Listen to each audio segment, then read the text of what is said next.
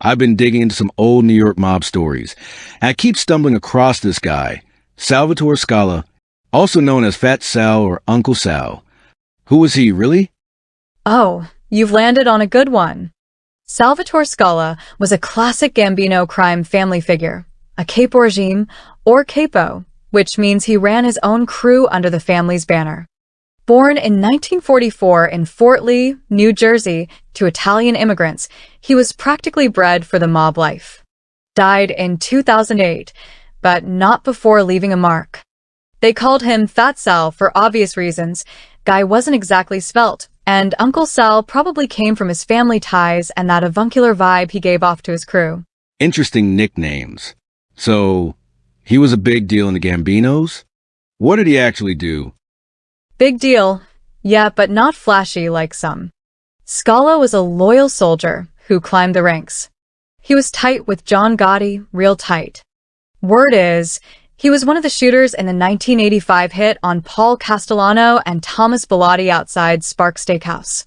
That's the murder that handed Gotti the keys to the Gambino kingdom.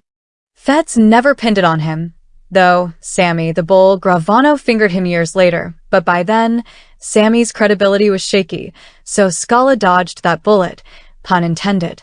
Wait, he might have killed the Gambino boss and just walked away from it? That's wild. What else was he into? Oh, he didn't just walk, he kept running rackets. Extortion was his bread and butter. Take the VIP club case, fancy strip joint in Manhattan. Scala and his guy Thomas Monk Sassano squeezed that place for over $2.5 million in the early 2000s. They'd throw parties there, flex their muscle, and rake in cash, all while grooming younger mobsters. Prosecutors called it a junior varsity for the Gambinos. Got him 6 years in 2007, but he was already ailing by then. Sounds like he had his hands in everything. Any other standout moments? Yeah, he popped up in smaller stuff too. In 2001, he and Charles Carneglia got nabbed for extorting a Long Island video store owner, caught on tape, no less. And back in '83, he got busted for heroin trafficking, but the charges didn't stick. Guy had a knack for slipping through the cracks. Plus, his family ties were a web. Married to Grace and Lino, sister of Gambino mobster Edward Lino, and linked to the Genovese and De Cavalcante families through cousins and uncles. Blood and business, all mixed up. Slippery, huh? So, how did it all end for him? Not with a bang, that's for sure. Scala's health tanked in prison, cancer, I think.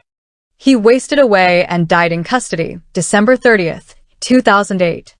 No dramatic shootout or betrayal, just a quiet fade for a guy who'd lived loud.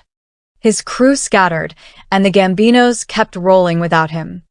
Funny thing is, despite the headlines, he wasn't a household name like Gotti, just a workhorse who kept the machine humming.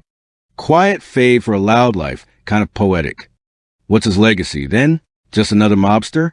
Pretty much, but he's a window into that era.